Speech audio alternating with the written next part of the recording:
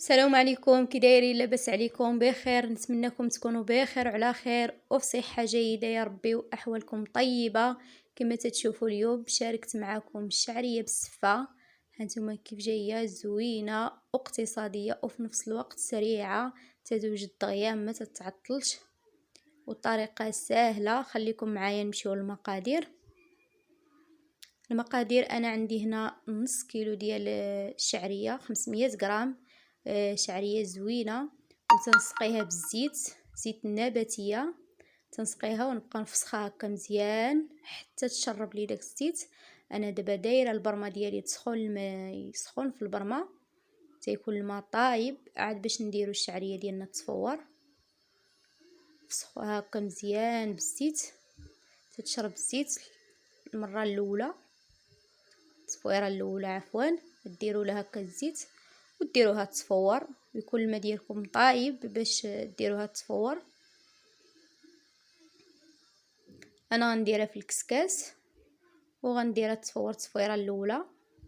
خليكم معايا ان شاء الله تتشوفوا الفيديو من الاول حتى الاخر. وتنشكر الناس القدام والناس الجداد اللي انضموا عندي للقناه، تنشكرهم بزاف على المشاهده ديالهم وعلى الكومونتيرات ديالهم الزوينين. هانتوما هاد التصفيره الاولى في التصفورات انا حيدتها. دابا تنسقيها بالماء سخون، الماء طايب يكون الماء طايب. انا درت واحد المقرج د الماء طايب وتنسقي الشعريه ديالي. وإلا بغيتو تسقوها حتى بديك الماء اللي تيكون في البرمه تسقيوها ماشي مشكل. المهم انا درت المقرج وسقيتها بالماء طايب، خصو يكون الماء سخون التصفيره الاولى. وما ديرولاش الماء بارد، تسقيوها غير بالماء طايب في الاول وتبقاو تفسخوها. تفسخوها بمعلقه بفرشيطه بيدي انا جاتني سخونه، داكشي علاش تنفسخها. المهم هكا بمعلقه.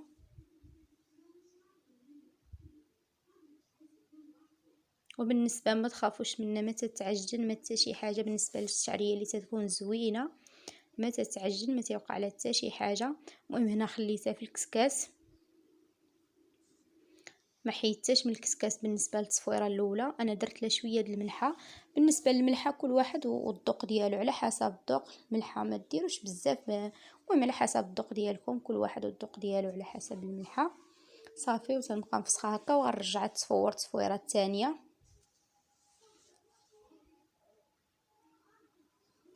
من بعد ما تصفورت لي التصفيره الثانيه هانتوما انا حيدتها دابا من الكسكاس باش غنسقيها. دابا غنسقيها بالماء بارد من الروبيني، الماء بارد يكون. وتبقاو تفسخوها مزيان. دابا منين تحيدوها تبقاو تسقيوها بالماء بارد وتفسخوها باش تتفسخ تجي الشعريه ديالنا زوينه، تجي بحال الشعره تبارك الله، تجي زوينه منين تفسخوها مزيان. وبالنسبه للمغاربه كاملين راه يعرفوا يصايبوا الشعريه، انا بغيت نشارك معكم الطريقه ديالي وكل واحد في الطريقه ديالو. بالنسبه المهم كل واحد والطريقه ديالو. انا بغيت نشارك معكم الطريقه ديالي.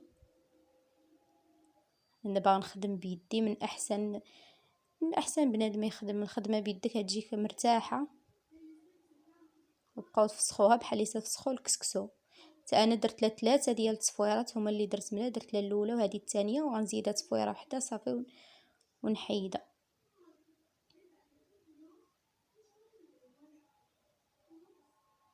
هي المقادير ديالها اقتصاديين وتجي زوينه، ما فيها شي مقادير بزاف.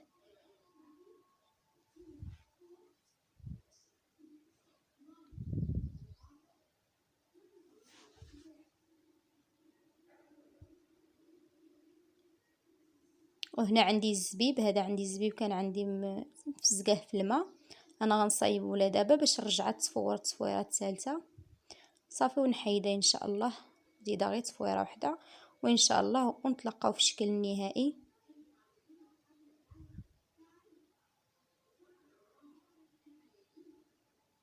بالنسبه للشكل النهائي التزيين انا زينتها باللوز والقرفه والسكر كلاصي، وانتم يبقى اختياركم التزيين ديالكم.